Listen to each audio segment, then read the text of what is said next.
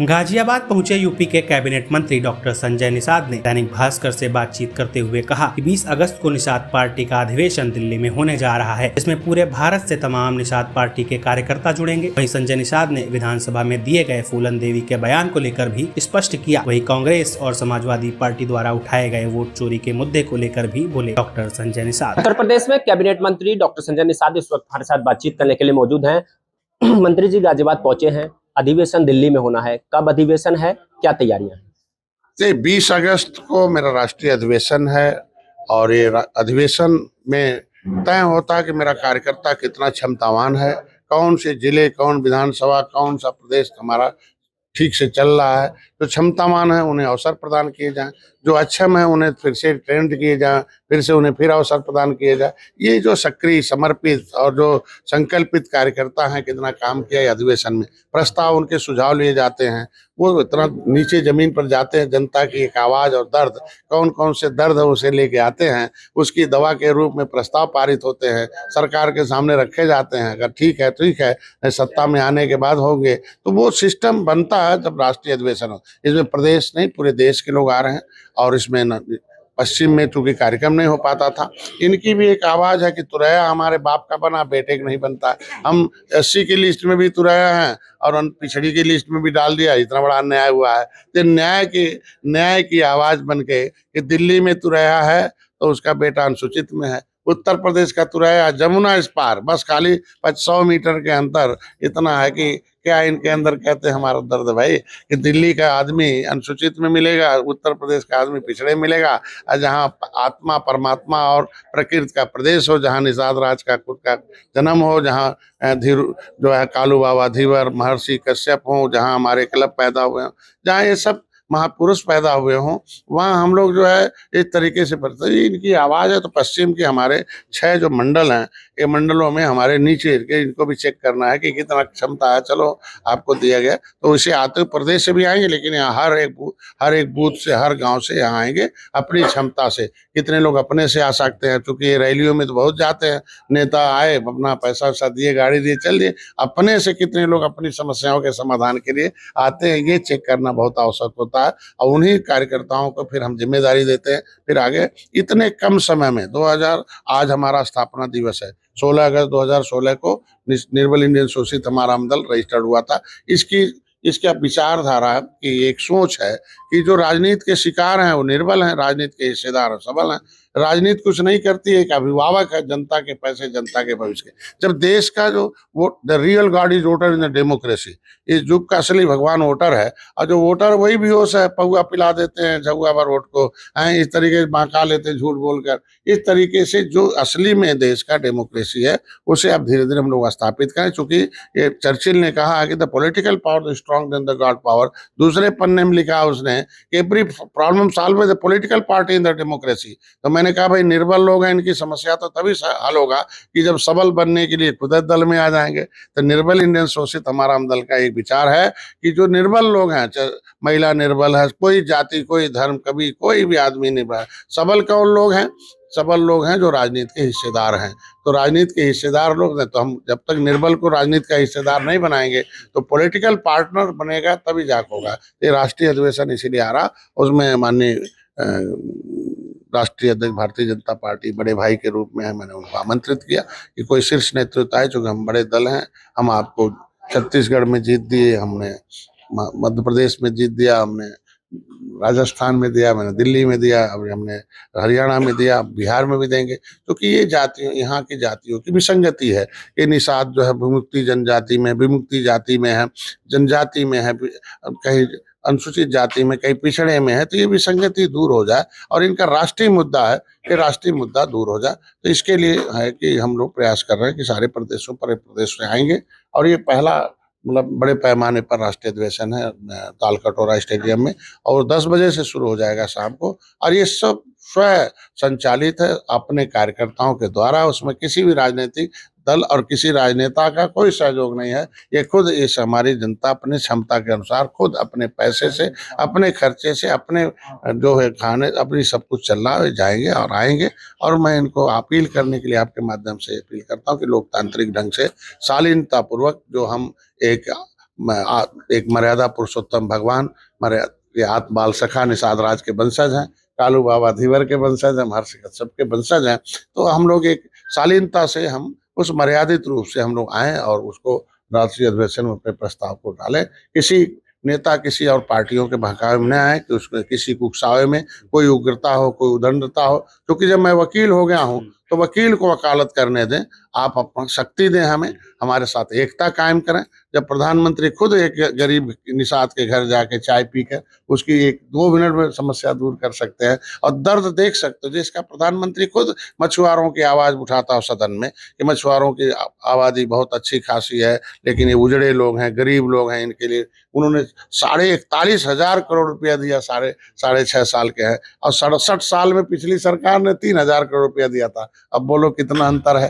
प्रधानमंत्री ने फ्री में बीमा है, NFDP नेशनल फिशरी जो है डिजिटल प्लेटफॉर्म बनाया है कि तुरंत निषाद आओ अपना उसमें रजिस्ट्रेशन कराओ, 100 रुपया तुरंत मिल जाता खट्ट दे कि अपना उसी बात करो जितना नेट वोट है, जान लो जानकारी।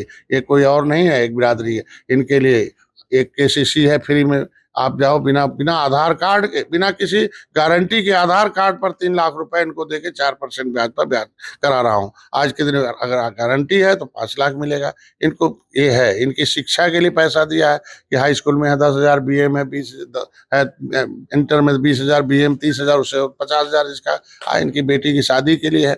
इनके लिए 60% और 40% सब्सिडी दिया है। उत्तर प्रदेश की समस्या है कि यहाँ अनुसूचित को 60 है और सामान्य में निषाद है, इसको नहीं मिल रहा।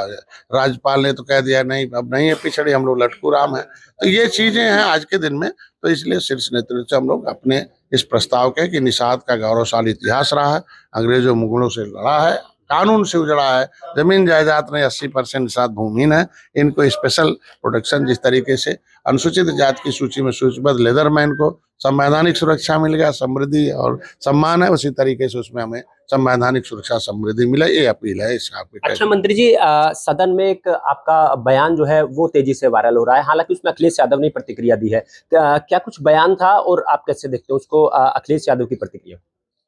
देखिए, बहन फूलन देवी इस प्रतिकार थे अपने प्रतिशोध का और उसको उन्होंने दिया और उन्होंने प्रधानमंत्री के अपील पर सरेंडर किया था और उन्होंने आशंका जाहिर की थी कि मैं उत्तर प्रदेश में हमें मत रखिए न मार दिए जाएंगे, और इसीलिए उन्होंने मध्य प्रदेश में उन्होंने सरेंडर किया। बड़ा आरोप भी लगाया था आपने सपा पर। मेरी बात सुने पहले, तब जाके सरेंडर हुई थी। ठीक है, छुड़ाया, 2 बार 3 बार इनकी सरकार बनवाई।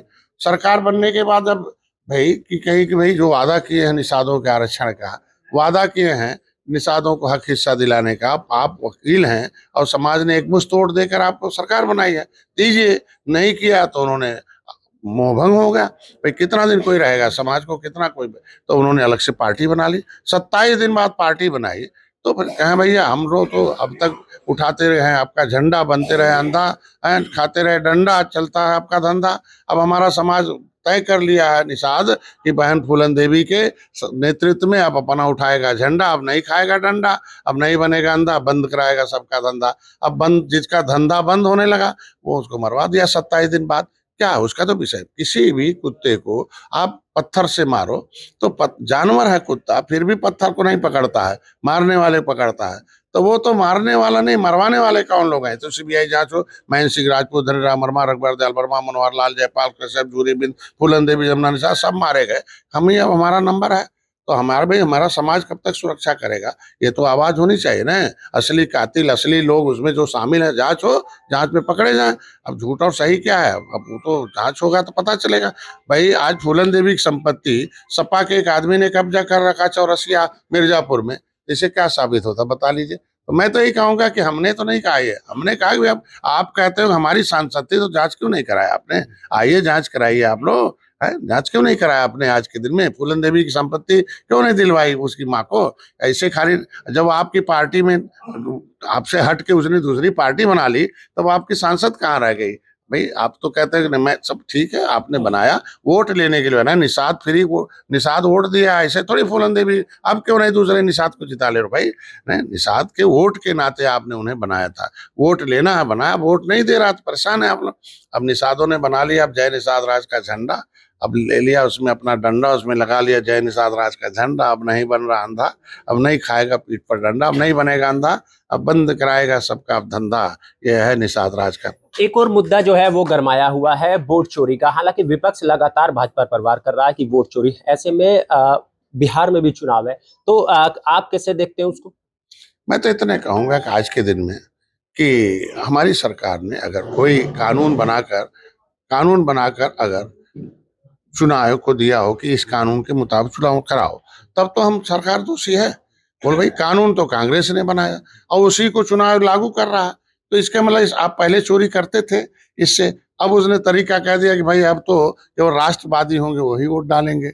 तो राष्ट्रवादी है, बनाओ ना राष्ट्रवादी, क्यों नहीं बना? मैं तो रोज अपील करता हूँ चुनाव आयोग से, रोज अपील करता हूँ आप लोगों के माध्यम से कि भाई देश को आजाद कराने वाली 578 जातियां हैं, रोड पर हैं, पाइपलाइन में, पॉलीथीन में, ये क्रिमिनल काज से प्रभावित जातियां हैं, इनके पास जमीन जायदाद घर द्वार नहीं है, तो इनको चुनाव आयोग विशेष व्यवस्था करे कि ये वोट से वंचित न रह जाए। तो अगर ये पार्टियां कहती नहीं हम पार्टी हैं, समाज के हम रहनुमाई हैं, तो जाए ना समाज के बीच में, उनका कागज सही कराएं, उनको राष्ट्रवादी बनाएं, उनका वोटर आईडी कार्ड बनाएं। क्यों नहीं कराएंगे भाई? तो 70 साल से थे, घर क्यों नहीं दिया आपने? 70 साल से थे, उसका घर क्यों नहीं बनवाया है? इसके बाद वोट लेके उनको रोड पर घुमाते रहे। अब समय आ गया, अब पता चल रहा है कि इतने लोगों के पास घर है नहीं, द्वार नहीं है, तो पता चलेगा ना ये बेईमान लोग थे, इतने लोगों को घर नहीं दिया, इनको मकान नहीं दिया, जमीन दिया, उजड़े लोग हैं। उसमें कुछ ही लोग होंगे जो घुसपैठिए होंगे, बहुत लोग हमारे जिनका फार्म में नाम नहीं है, तो उनके पास एड्रेस नहीं होगा, बेचारे घूम रहे रोड पर। अंग्रेजों के लड़ने के नाते भी जाओ, देखो सड़क पर आप जाओ, टेंट में लगा के है ना अगरिया वगरिया, उनका ठेला देखे तो उसमें राणा प्रताप का चिन्ह है। पूछो भाई क्या चिन्ह है? मैंने काम किया डीएनटी पर, डिनोटिफाइड ट्राइब है, नोमैडिक ट्राइब पर है, घुमंतु जात, अर्ध घुमंतु जाति, विमुक्ति जाति में काम किया, उनकी गरीबी देखा हो। कहते भाई राणा प्रताप का क्यों लेके घूमते? अरे साहब मेरे पुरखों ने राणा प्रताप को हथियार बना दिया था मुगलों को मारने के लिए, अजले मुगलों ने हमें उजाड़ दिया। अरे यार इस देश को उजाड़, हथियार बनाने वाले, देश को में राष्ट्रवाद कायम करने वाले राणा प्रताप का को हथियार बनाने वाले उजड़े रोड पर घूम रहे हैं। ये 70 साल से सरकारें क्या कर रही थी? हमारी सरकार सर्वे कर रही है, जनगणना में होगा किसने कितना लूटा है और किसको नहीं मिला है, ये जनगणना में पता चल जाएगा। मोदी को मैं बधाई देता हूँ, इतना बड़ा फैसला तो लिया। अभी बीजेपी की कुछ इस पर वोट चोरी पर रणनीति है, विपक्ष को किस तरह से जवाब देगी? सुप्रीम कोर्ट ने देखा, न्यायपालिका, विधायिका है, कार्यपालिका, न्यायपालिका, मीडिया, ये 4 स्तंभ हैं। मीडिया में मामला आ जाता है, न्यायपालिका ट्रायल करती है कि इस पर कॉन्स्टिट्यूशन है कि नहीं है, संविधान परख है तो उसमें फैसला सुनाती है। संविधान के दायरे में रह के भी है कि कौन गैर संवैधानिक है कौन है। तो जहां न्यायालय में मामला चला जाए तो वहां राजनीति नहीं होनी चाहिए, इंतजार करना चाहिए, धैर्य के साथ सुप्रीम कोर्ट फैसला करेगी। और सुप्रीम कोर्ट फैसला करेगी क्योंकि वो सुप्रीम कोर्ट ही सही से निर्णय ले सकती कि संवैधान परत है कि नहीं है। ये राजनीति बंद कर दें। ये जो चुनाव आयोग है एक स्वच्छंद आयोग है, एक बार कानून बना के दे दिया जाता है तो जो कानून बनाता है वो भी नहीं वो भी सत्ता से हट जाता है। ये है व्यवस्था। तो एक ऐसी व्यवस्था है जिसके आधार पर ये लोग आए हैं, तो काहे ना इस्तीफा दे देते हैं लोग, विपक्ष के लोग, कि गलती से हम जीत गए हैं, चुनाव आयोग ने हमें गलती जितवा दिया है।